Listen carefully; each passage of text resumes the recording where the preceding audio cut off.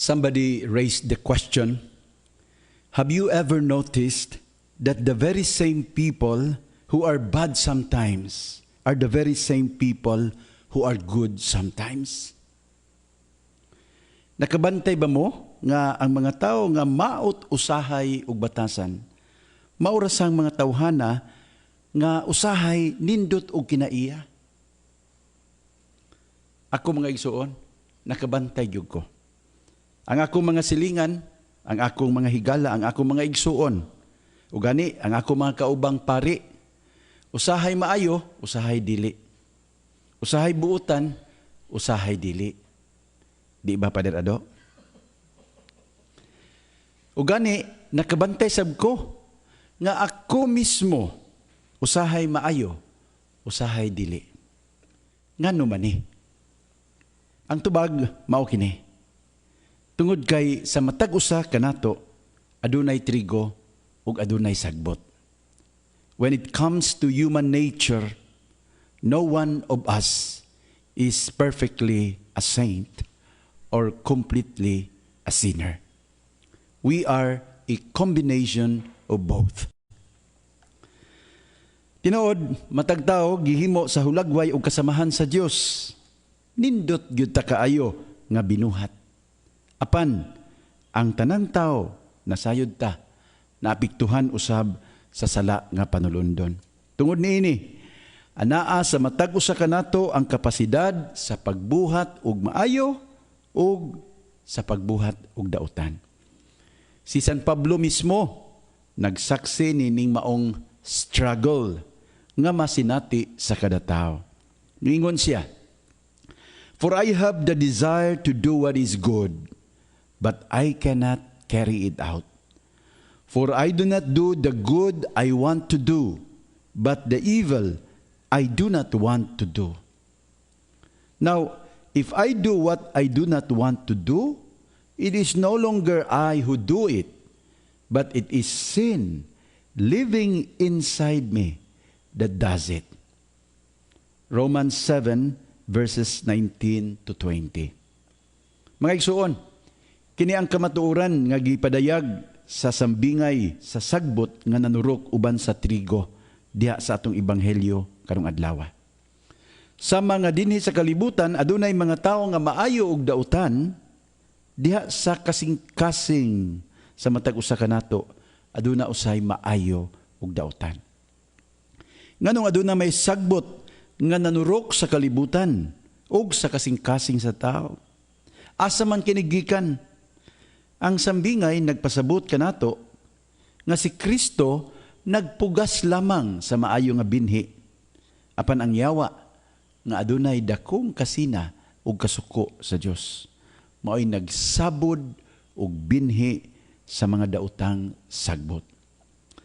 Matud sa mga Bible scholars, kini nga sambingay masabtan gyud sa mga tawo nga naminaw niini tungod kay sa ilang panahon kining daotang buhat sa pagsabod ug sagbot diha sa mga uma ginahimo gyud sa mga tawo nga mubatig kasina ug kasuko sa ilang mga kaaway.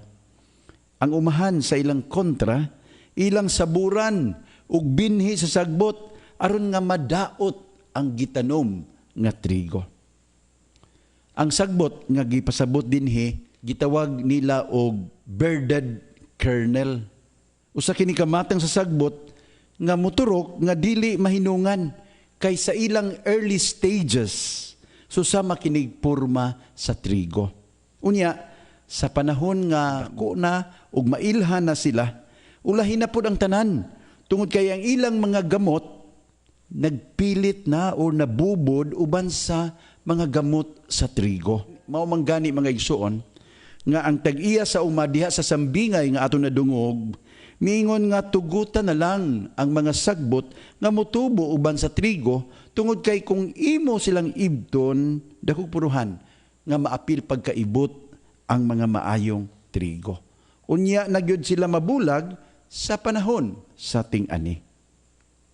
Unsa may hagit ning maong ebanghelyo para kanato karon mga igsuon? Unas tanan, dili gyud ta angay nga maghukom sa usag-usa.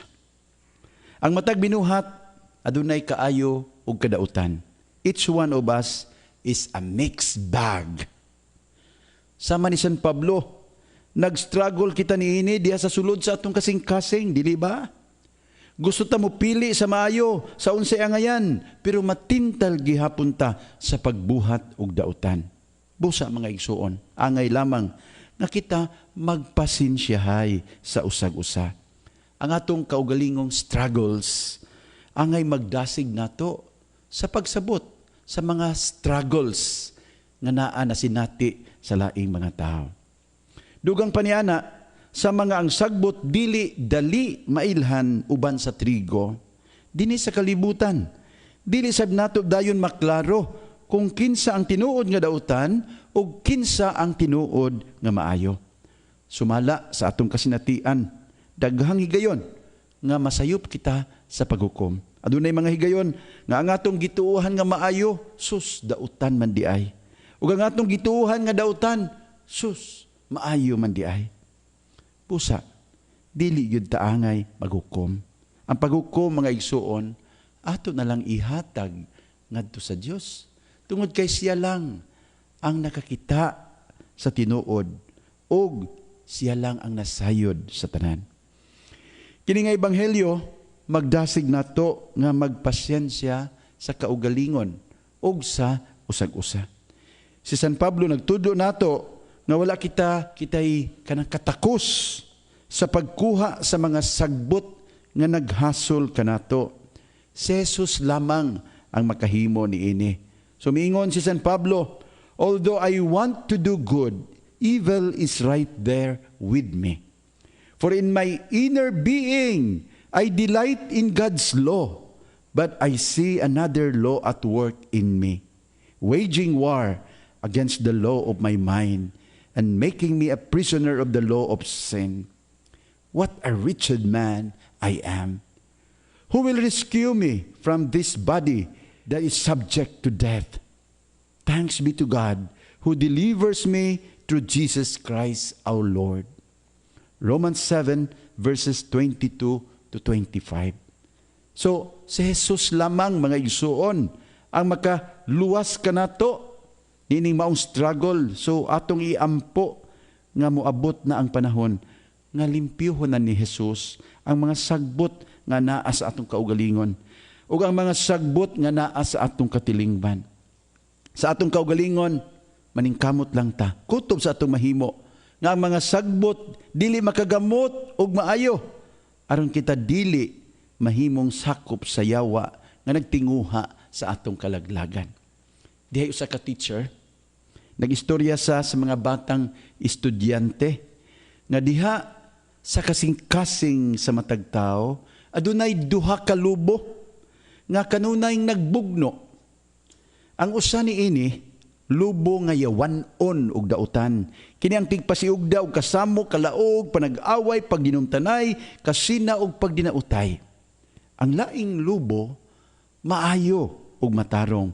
Kini mao'y tigdasig og kalinaw, pagsinabtanay, pagbinasayluay, pagtinahuray, paghinatagay og pagtinabangay. Unya, usa sa mga estudyante nangutana, "Teacher, kinsa man aning duha ka lubo ang magmadaugon diha sa atong kasing-kasing?" O ang teacher, abtik ni mitubag, miingon siya, "Magdepende ka na anak. Kung kinsa aning duha ka lubo, ang kanunay nato nga giatiman o gipakaon." Mga igsoon, pagbantay gyud. Ayaw atiman na kanunay. Ayaw pakan a kanunay. Ang daotang lubo nga naa sa imong kasing-kasing.